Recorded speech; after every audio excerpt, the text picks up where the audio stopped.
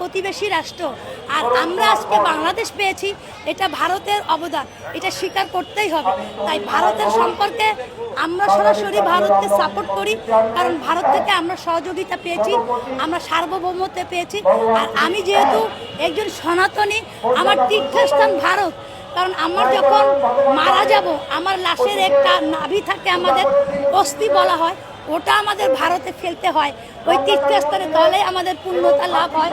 অর্থাৎ ওই কারণেও আমরা ভারতকে হৃদয়ে ধারণ করি, লালন করি। কিন্তু তার মানে এই নয় যে আমার বাংলাদেশের সাথে ভারতের সাপোর্ট করব, আমি সেটা বলছি না।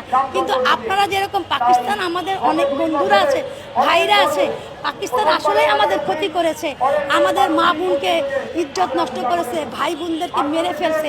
বাট তারপরও আপনারা যখন পাকিস্তানকে সাপোর্ট করেন তখন হৃদয়ে রক্তক্ষরণ হয় এবং তখন মনে হয় যে আসলে এরা জঙ্গি।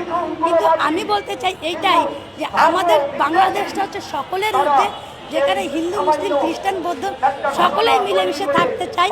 এবং এই সম্প্রীতির দেশ বাংলাদেশেই একমাত্র আছে, যা বিশ্বের অন্য কোনো দেশে নাই।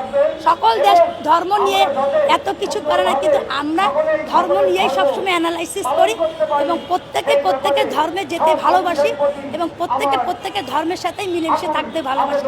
আসুন সকলেই আগে সেই কথা বলি, আগে কি সুন্দর দিন কাটাতাম, এরকম বাংলাদেশই আমরা চাই।